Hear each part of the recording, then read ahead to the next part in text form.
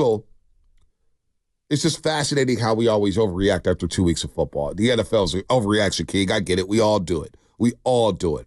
But this season, now I'm sitting back and I've tried to take this perspective and just let everything play out. We are overreacting so much on a week-to-week basis, man. This is the NFL. I was listening to Raheem Morris yesterday. You brought him up. I actually was watching their Falcons press conference. That was a hell of a presser, man. Raheem's kind of funny at the podium. And he was saying, look, man, we're not going to look great every week. This league is week to week. As good as we feel right now, we know we could get embarrassed the next week, and everybody's giving everybody's their best shot. So that's why the overreaction sometimes. I'm trying to look at it as quarters. Okay, first quarter, second quarter, third quarter, fourth quarter, and not really week to week, because there's just so much going on in the league, man. And matchups, it's matchup dependent. Look at all these matchups that we see early on. We see some monster matchups, Shasky, some matchup nightmares for some of these teams. Well, you're asking, like, why is there so much a sense of urgency? Because the season's not that long. It's not like baseball. Yeah, you can have 7 bad days. No one cares. Like, I look at the Rams right now. They're a wounded animal coming in right now, lamb, bah, and they're coming in right now, and they're 0-2. If they go to 0-3, just the numbers tell you their chance of making the playoffs are very, very thin. Almost non-existent. No doubt. So, like, I get the immediacy there. Like, and then for the Niners, like, 1-1, like, I know, like, we're in Niner land, and things are always going to be crazy over here, but you lost to Sam Darnold and the Vikings, right? And so, like, I can understand that, and you're missing a lot of players right now. You're the best player on the team by many people's ranking, who's on the cover of one of the most popular video games, which is a cultural phenomenon. CMC is out. And we don't know how long he's out for. And then another very, very, very popular player that the league themselves partnered with Peyton Manning to do a documentary on, Deebo Samuel. Now he's out. All right. And then you have this quarterback who's the Midwest aw shucks guy who was the last pick in the draft. And he's got hundreds of millions of dollars potentially in his future. Like, I think there are a lot of storylines here. And then I go back to the coach. You keep asking about the coach. It's like, dude, this is Kyle Shanahan. He's the son of someone that we all saw for 25 years in the league, and he's very influential.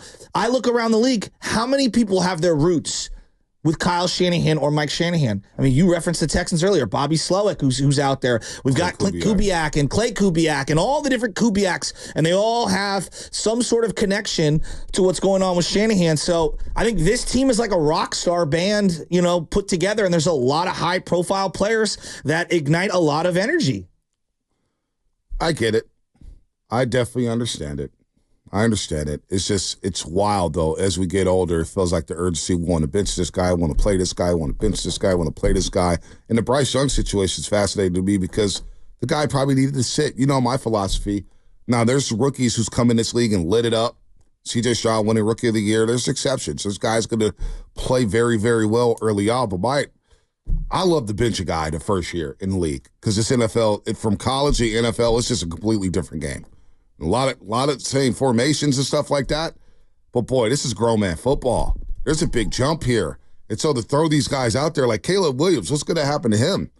You play Tennessee first, you get beat up a little bit there, then you play Houston, you get sacked 7 times. Now what's going on in your head? Things are moving so damn fast. Like, you telling me that Mahomes sitting that 1 year? Look how much better he is. Aaron Rodgers sitting that 1 year. Brady sitting that 1 year. But all those teams had more stability than what Carolina had. So, like, and then the other part that you have to acknowledge, which is even more. Hold on, real quick. Which is even more why I'm not putting that rookie out in that situation. Yeah, but there's no stability. I'm just going to throw you out there to the Wolves. Here you go. Go get. Okay. Now try covering that team or being a fan of that team, and it's week 7, and you're 0-6 or 1-6. That's fine. You know what I mean? Like, you want to see those guys play. You want to play them then, but from day one. From day one, Bonte, like, this is the business model, But you point to that. It's not a good business. I don't think it's a good business model for these young guys. Brady even said it. C.J. Stroud played day one. I said there's an exception. I said that there's exceptions. Well, everyone there's thinks that the guy that they have is the exception for the most part, And so I don't know. I think that for some people, sitting, sure. If you have a right situation. For other people, you play. I think it's easy to nitpick every situation and say, well, this is what they should have done. I look at Carolina, and I think a big part of the whole Bryson's like, just look at the personnel. You traded everyone away. You had players, and you traded those guys away. And so, I mean, he was put into a situation where it felt like the only thing that was going to happen was him failing. And I think Baker Mayfield's a great example, and he said it to him. He's like, and Baker had way more success his rookie year. He broke the touchdown passing record for rookies his rookie year. He's like, look, man, like he's really young. He could bounce around and find a job. I look at like Kirk Cousins. Kirk Cousins, it felt like has lived 4 lifetimes as a quarterback, and even Baker started off on the bench. He didn't play until that Thursday night game when Tyrod Taylor got hurt. He was on the bench to start his career. What was that, week 3 or week 4, whenever he came into the game as a rookie? Just sitting a little bit. I'm not like Eli. He didn't play until what, week 8, week 9, and the Giants were 7-1 with Kurt Warner. Yeah. Kurt Warner, they were 7-1. Kept fumbling. And they were like, and they said, you know what? Let's play Eli. And then they won like one game the rest of the way. But I got it. At least he got to sit for a second, learn how to travel as a pro, learn how to prep for a game as a pro. That's all I'm saying. And look, there's going to be exceptions moving forward. There will be. There will be a C.J. Stroud. But for every C.J. Stroud, then we get like 5 quarterbacks who just flame out. I think we're not ready to roll. I think we just get quarterbacks that flame out no matter what. Like Justin Fields is a good example. Like Justin Fields played pretty much right away. Right. I don't think he'd be infinitely better had he sat a full season. I just think he is what he is, Maybe, but talent matters too around him, and I think Pittsburgh's bringing him along very, very well, very slowly. They're winning ugly. I want to wait on Justin Fields. Let me see it. Now, the release is slow, and I'm not the highest. I'm not the biggest Justin Fields fan. I wasn't the biggest fan of his coming out the draft. I was actually happy the Niners didn't draft him. I wanted Trey Lance, and we know how that worked out, but I don't know. We'll see. Like, was Jacksonville going to, hypothetically, going to sit Trevor Lawrence for a year? Probably not, but I wouldn't have been mad at that. I would have understood it. But if you're a Jacksonville Jaguar fan, you want to see that guy. Yeah, but the fans don't win games. That's the thing. You can't let fans run your team. The coach has to run the team. The GM has to run the team. And you got to tell the fans, hey, we got to be patient. And now the fans don't want to be patient. Then you know what? Don't buy a ticket. Don't go to the game to watch. That's what I would say. And I'm sorry. But once you start winning, the fans will come back anyway. That's just how it goes.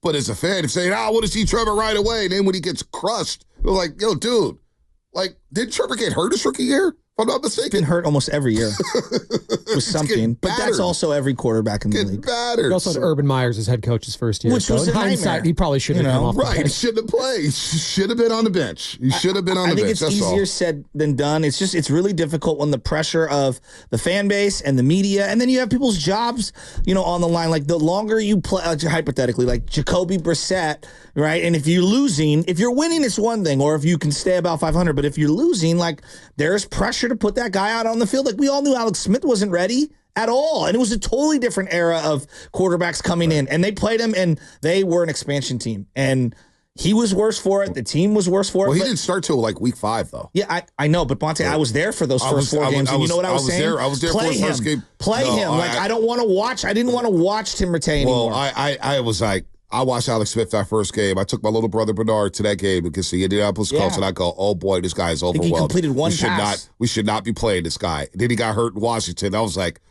you know what? I don't like injuries, but it may have been the best thing to happen to Alex Smith that year.